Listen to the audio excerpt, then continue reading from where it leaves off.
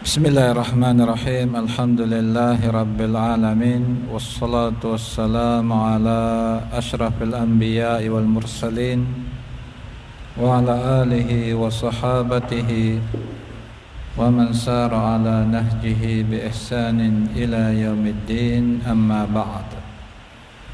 Hari ini kita bacakan bahagian yang terakhir daripada bab at-tawabi', yaitu al-badal. Apa dia badal? Kata penulis, tabi' yang keempat adalah badal.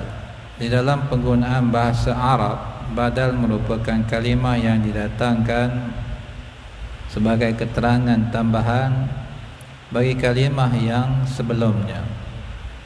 Jadi badal itu kalau dari sudut bahasanya bahawa makna ganti. Kalau dari sudut ilmu nahunya, ianya merupakan kalimah yang didatangkan sebagai penjelasan ataupun keterangan bagi kalimah yang sebelumnya. Contohnya bagaimana? Contohnya raja'a Muhammadun ammuka, Muhammad telah pulang, ataupun Muhammad pak saudara kamu telah pun pulang. Jadi sekarang ni apa i'rab raja'a? Raja'a fi'lun madin, Muhammad fa'il dia. Ammuka di sini dia adalah badal, badal bagi Muhammad. Yang dimasukkan dengan Muhammad di sini adalah siapa? Adalah pak saudara kamu. Jadi Muhammad itu ramai. Kalau kita sebut raja'a Muhammad, Muhammad dah pulang, mungkin orang tertanya-tanya, Muhammad mana satu ini? Bila sebut ammuka, maka ianya merupakan keterangan tentang siapakah Muhammad yang dimaksudkan di dalam ayat ini. Jadi Muhammadun di sini marfu', Muhammadun. Jadi ammuka badal, kita tahu badal sebahagian daripada tawabi'. Bila dia mengikut kalimah yang marfu', maka dia juga menjadi marfu'. Sebab itu kita baca ammu, ya. Raja'a Muhammadun ammuka. Kata penulis, kalimah ammu marfu' kerana ia menjadi badal bagi Muhammad yang marfu'. Tanda raf'un bagi kedua-duanya adalah dhammah. Apabila anda memerhatikan kalimah Muhammad dan kalimah ammuka, anda akan dapati bahawa kedua-duanya merujuk kepada orang yang satu. Kalimah kedua didatangkan sebagai keterangan bahawa Muhammad yang dimaksudkan di dalam ayat ini ialah bapa saudara pendengar, iaitu mukhatab. Itu yang dimaksudkan dengan Muhammad di sini. Ya.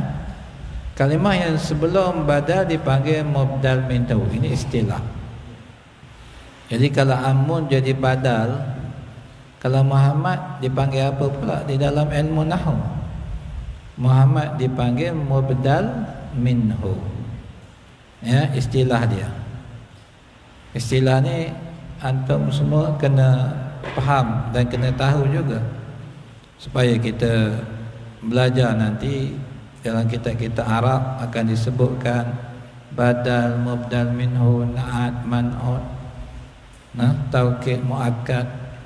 Jadi istilah-istilah ni kita kena fahami dahulu sebelum kita masuk kepada kitab yang lebih besar lagi.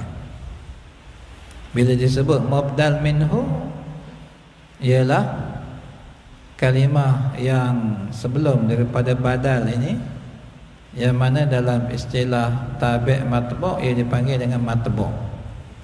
Badal tu amun tu dia tabi', Muhammad adalah matbu' dan ia dipanggil dengan mubdal minhu.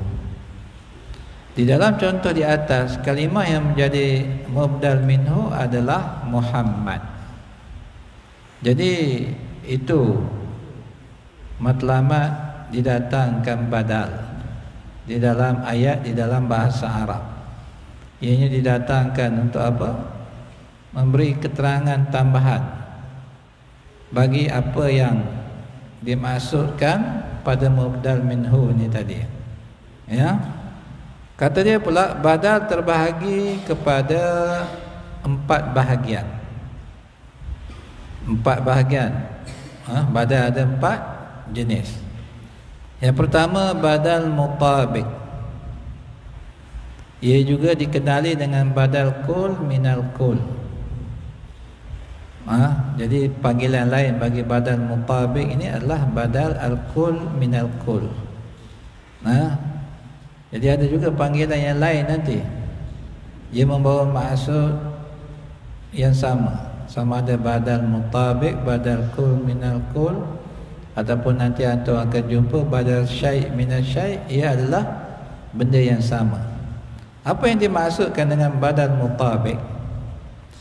Badal mutabiq ini ianya adalah apa? Badal itu adalah mubdal minhu. Badal adalah mubdal minhu. Ia merujuk kepada yang sama. Kalau nanti kita akan jumpa badal ba' minal kul, badal istimal.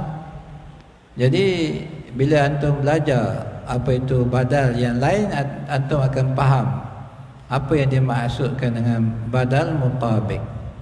Secara ringkasnya kita katakan badal itu adalah mubdal minhu.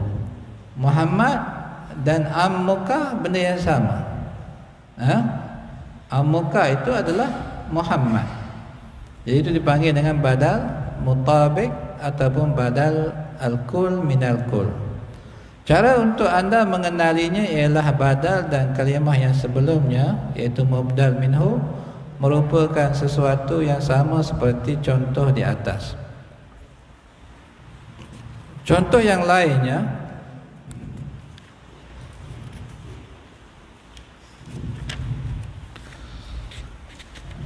Ja'ani Abdurrahman akhuka.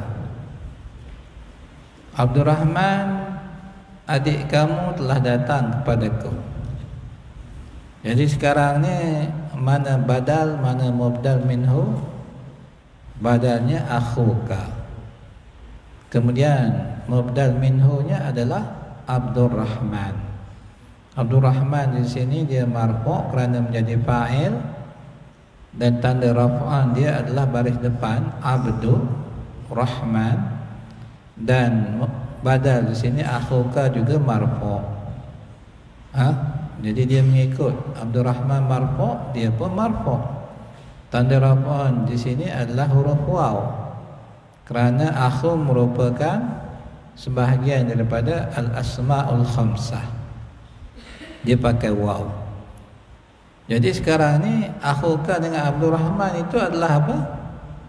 Adalah benda yang satu. Jadi itu dipanggil dengan badal mutabiq. Kalimah akhu merupakan badal yang marfu' kerana ia mengikut kalimah sebelumnya yang marfu', iaitu Abdurrahman. Dia mikir itu adalah mudhaf, itulah Abdurrahman. Mudhafun ilaih memang baris bawah. Tanda raf'an bagi abdu adalah dhammah, dan tanda raf'an bagi akhu adalah huruf waw.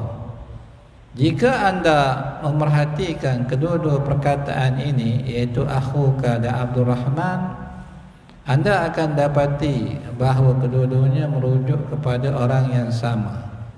Inilah yang dipanggil dengan apa? Dipanggil dengan badal mutabiq. Badal dengan mubdal minhu adalah benda yang sama. Kemudian yang keduanya badal ba' minal kul. Al-ba'du itu sebahagian. Badal sebahagian daripada semuanya. Kalau kul minal kul itu semua daripada semuanya. Artinya apa? Sama sahaja.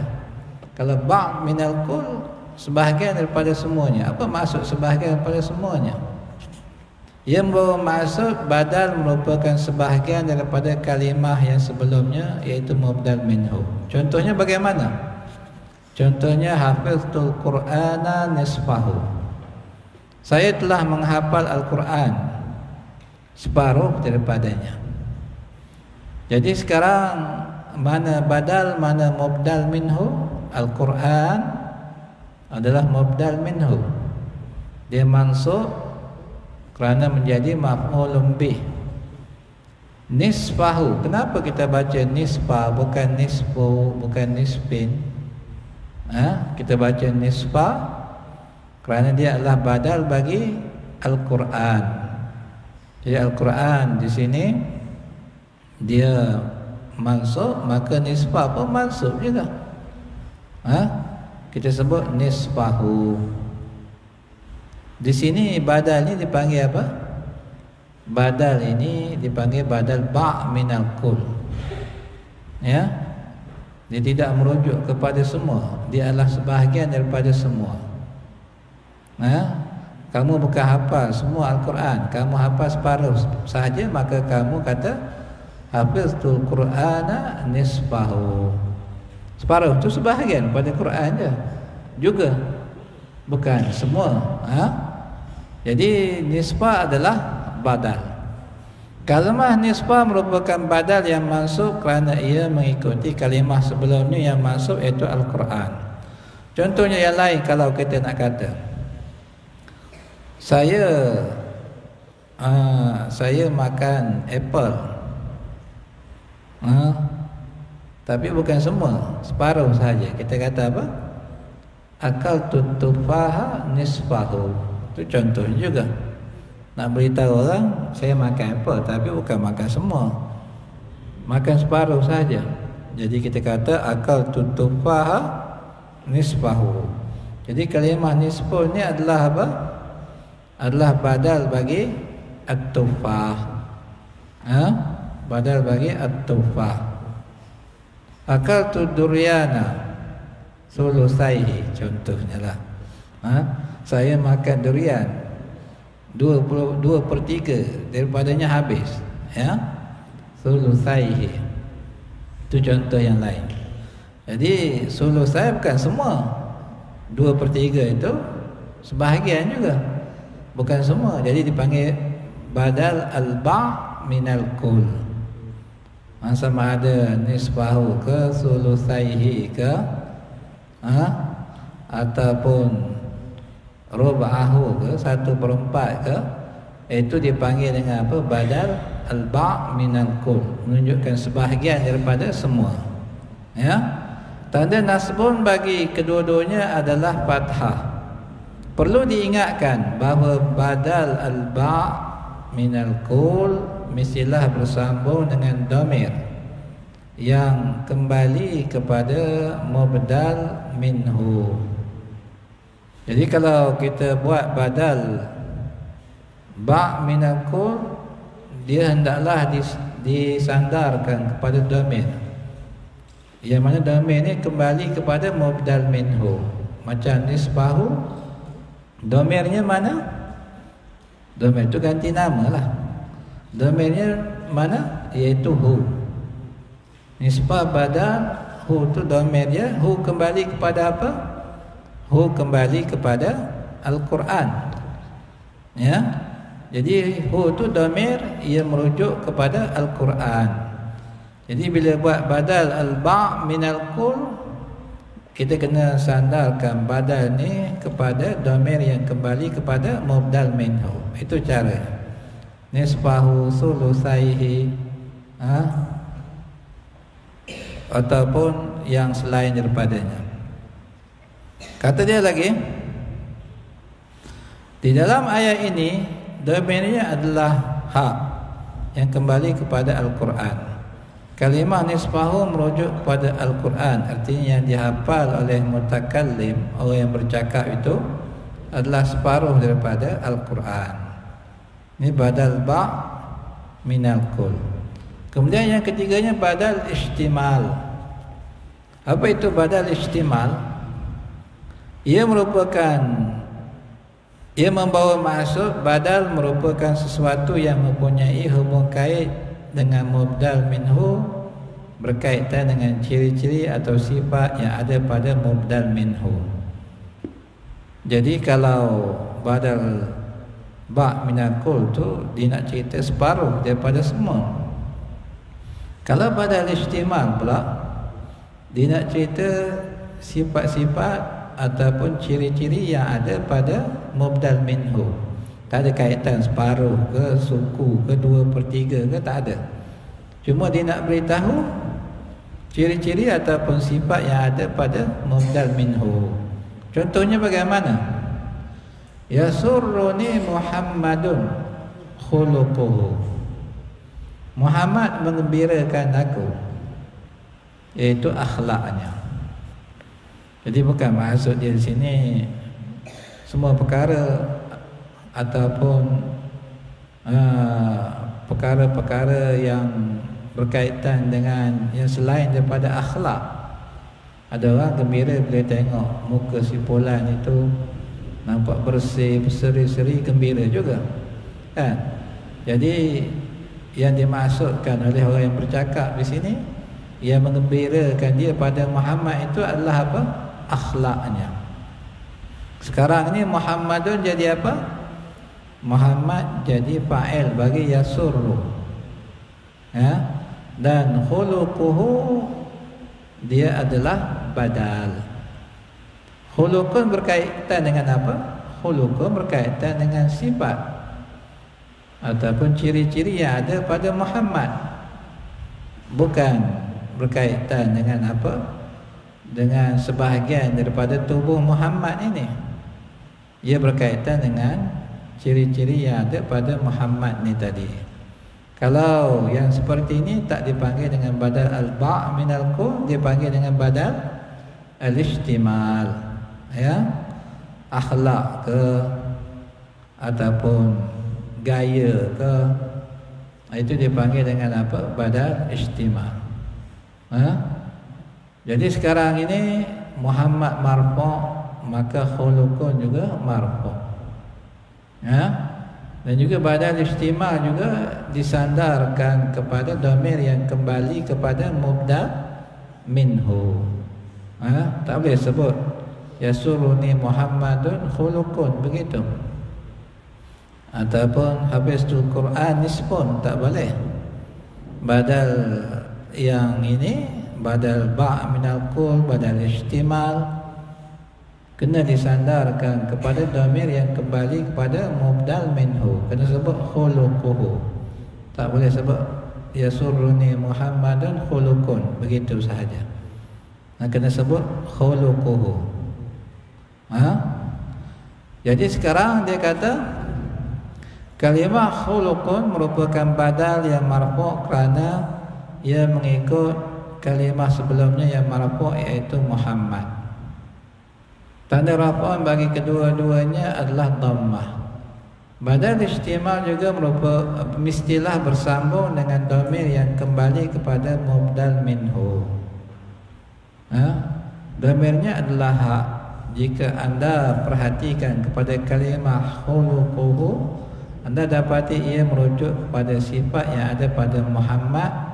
Inilah yang dipanggil dengan badal ihtimal. Jadi ini uslub Arab. Kalau bahasa kita mungkin kita akan kata apa? Senang je. Aku kagum ataupun mengkagumkan aku akhlak Muhammad. Kalau bahasa kita sebut begitu.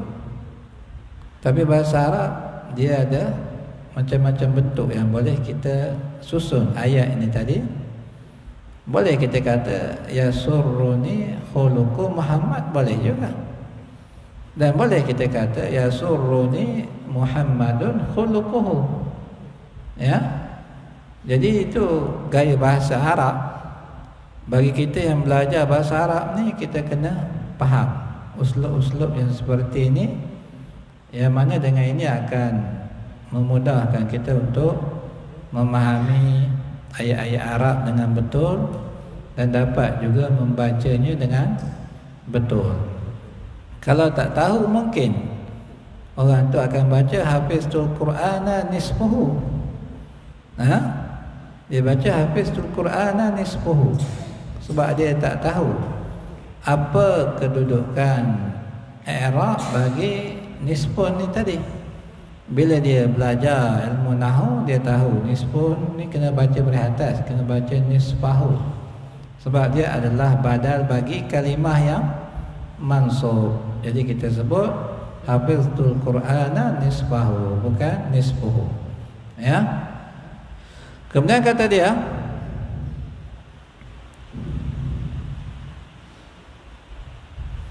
badal istimal juga mestilah bersambung dengan domain yang kembali kepada mubdal minhu. Domainnya adalah hak. Jika anda perhatikan kepada kalimah Muhammad, anda dapati ia merujuk kepada sifat yang ada pada Muhammad. Inilah yang dipanggil dengan badal istimal. Yang keempatnya, badal ghalat. Dipanggil dengan badal ghalat. Ghalat tu asal makna dia salah kan. Artinya orang yang bercakap dia tersalah sebut.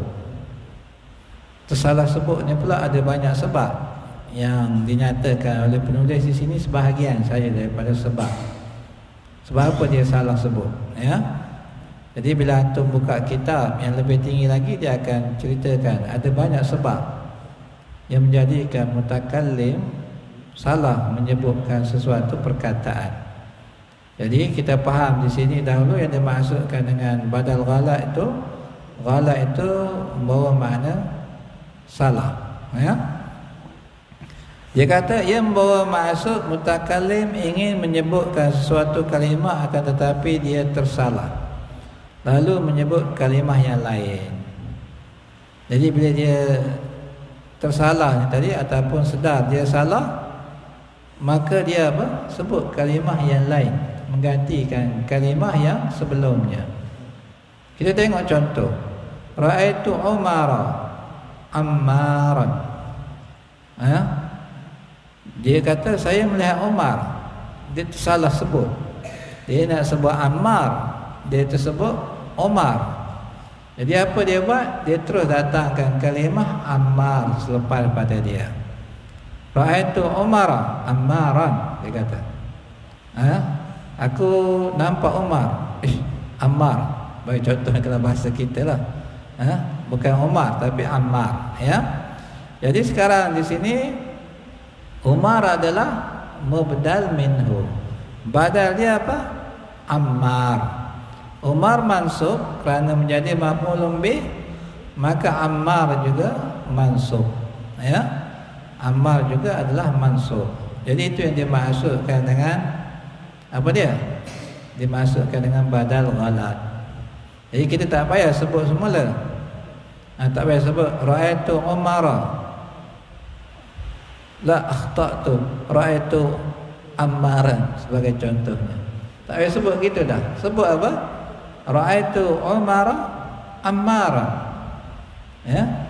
Jadi pendengar yang faham bahasa Arab dia tahu bahawa di sini mutakallim nak mengubah perkataan ini daripada Umar pada Ammar kerana dia tersilap. Jadi dia sebut terus Ammaran. Kita pun dalam percakapan kita pun ada juga begitu kan. Cuma mungkin tambah perkataan kan. Dia kata ana dah jumpa Ali, Mahmud. Kita kata gitu kan. Itu dalam bahasa kita. Jadi di sini dalam bahasa Arab terus didatangkan badal bagi kalimah yang sebelumnya kerana tersilap sebutnya tadi. Jadi dia kata ra'aitu Umara Ammaran. Kalimah Ammaran mansub kerana ia menjadi badal bagi kalimah Umar yang mansub. Tanda nasbun bagi kedua-duanya adalah fathah. Kedua-duanya baris atas. Dalam ayat ini mutakallim ingin menyebut kalimah Ammar, akan tetapi dia tersebut kalimah Umar. Lalu dia menyebut kalimah Ammar selepasnya. Yang tu tak ada, ya. Yang tu itu tersalah tu. Yang tak ada. Lalu dia menyebut kalimah Ammar, bukan yang Ammar, ya. Lalu dia menyebut kalimah Ammaran selepasnya sebagai ganti bagi kalimah Umar. Inilah yang dipanggil dengan badal ghalat. Jadi antum faham bahawa badal di dalam bahasa Arab dia datang dalam 4 bentuk seperti yang kita pelajari di sini, dan badal akan mengikut mubdal minhu pada i'rab. Kalau mubdal minhu marfu' dia marfu', kalau mubdal minhu dia mansub dia mansub, begitulah seterusnya ya. Ulang kaji. Badal adalah kalimah yang didatangkan sebagai keterangan tambahan bagi kalimah yang sebelumnya. Itu matlamat didatangkan badal tadi. Ya. Kalau ikut ayat tu dah lengkap dah. Ja'a Muhammad dah lengkap dah ayatnya. Tapi kenapa disebutkan akhuka untuk memberikan penjelasan yang lebih pada apa yang dimaksudkan dengan mubdal minhu ni tadi. Ya. Kemudian kata dia yang kedua, ia terbahagi kepada 4, iaitu badal muqtabiq, badal ba' minal kul, badal istimal dan badal ghalat. Yang ketiga, badal muqtabiq bermaksud ia merupakan perkara yang sama dengan mubdal minhu. Badal dengan mubdal minhu adalah benda yang sama. Kemudian yang keempat, badal ba' minal kul membawa maksud ia merupakan sebahagian pada mubdal minhu. Ingat, sebahagian ni tak semestinya separuh. Sebahagian ni boleh masuk 1/4, boleh masuk separuh, boleh masuk 2/3, boleh masuk 3/4. Yang penting dia adalah sebahagian daripada mubdal minhu. Kemudian dia kata badal istimal, artinya ia merupakan sifat atau ciri-ciri yang ada pada mubdal minhu. Kemudian yang ke-6-nya, badal ghalat adalah kalimah yang didatangkan sebagai pembetulan bagi kalimah yang sebelumnya. Yang ke-7, badal ba' minal kul dan badal istimal hendaklah disandarkan kepada dhamir yang kembali kepada mubdal minhu. Jadi habis bab tawabih. Ini asas-asas yang perlu kamu faham dahulu. Antum kena faham dahulu asas-asas ini, supaya bila buka kitab Arab, baca kitab yang lebih tinggi lagi, maka antum mudah untuk mengikutinya. Artinya mudah nak belajar, mudah nak faham. Carta-carta tu antum tengok sendiri. Kemudian kita baca penutup sebelum kita berhenti. Dia kata, alhamdulillah buku asas ilmu nahwu ini dapat disiapkan. Semoga ia dapat membantu mereka yang ingin memahami ilmu tersebut. Sebagai ingatan, hendaklah para penuntut ilmu menyadari bahawa anda hanya akan boleh menguasai ilmu ini dengan bimbingan guru yang mahir dan banyak membaca serta membuat latihan. Ini penting. Kita nak kuasai ilmu nahwu, kita kena apa? Pertama, belajar dengan guru yang mahir. Ya, itu sudah tentu dah dalam bab apa pun. Kalau kita nak cepat pandai, kena belajar dengan guru yang pandai, yang pakar. Kalau tidak, nanti kita akan apa? Kita akan payah nak faham kerana penjelasan yang diberikan oleh guru ni tak jelas. Kemudian pula kita akan apa? Kita akan mendapati sukar untuk kita menguasai ilmu ini. Jadi pertama, kena belajar dengan orang yang mahir tentang sesuatu bidang. Kemudian yang keduanya, hendaklah apa? Kita kena banyak membaca. Apa jua seni ilmu, kita kena banyak membaca. Tak boleh bergantung dengan pelajaran dalam kelas sahaja. Selain daripada murajaah, kita kena juga buat apa? Buat pembacaan sendiri. Cari rujukan-rujukan yang lain yang boleh menambahkan lagi kepahaman kita.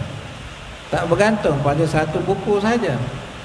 Kalau ada buku-buku yang lain yang baik, yang boleh membantu kita untuk meningkatkan kepahaman, maka kita bacalah.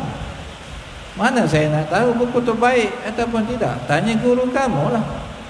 Tanya guru kamu, tanya dia, ustaz, kita apa lagi yang boleh saya buka untuk saya memperdalami lagi ataupun mendapat penjelasan yang lebih tentang ilmu ini? Kita tanya guru kita. Kena rajin membaca. Dengan rajin membaca juga, ianya sebahagian pada latihan di dalam ilmu nahwu. Khususnya kita Arab lah. Kita belajar bahasa Arab, kita kena fokus kepada kitab Arab. Kitab ini ditulis dalam bahasa Melayu sebagai apa? Sebagai maklumat awal saja tentang ilmu nahwu ini.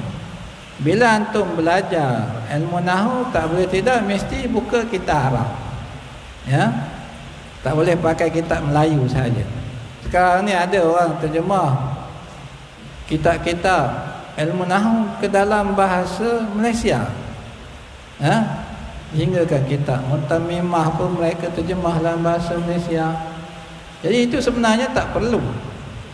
Kalau kita nak pandai bahasa Arab, kita belajar kitab Arab. Belajar kitab Arab ni adalah sebahagian latihan buat kita untuk cepat menguasainya. Kalau kamu sampai contohnya Alfiah Ibn Malik pun nak baca kitab Melayu, susah nanti. Takkan kamu menjadi orang yang betul-betul menguasai bahasa Arab.